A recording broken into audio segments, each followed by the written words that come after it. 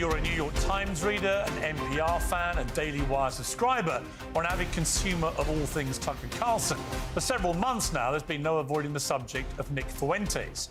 And let's be clear, the main reason you're hearing about him is because he's popular. A large number of people, especially young men, are interested in what he has to say. What that says about our society and our culture is the subject of ferocious debate. For many people, it's a grave indictment of an insidious immorality. For others, he's a product of a culture which has turned on its own and left many young people feeling listless and bitter. He's either a litmus test for right-wing hypocrisy on free speech or a walking, talking manifestation of where the lines should be drawn. And a frankly preposterous amount of airtime has been spent on debating everything from his ideology to his sexuality and whether anyone should actually talk to him at all.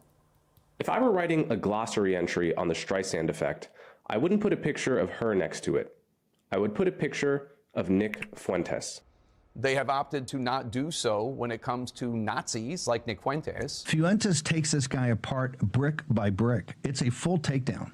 My concern is that people who are a bit more moderate are deeply alarmed by Nick Fuentes. I was very happy to see that, like, Nick Fuentes really passed that test with flying colors.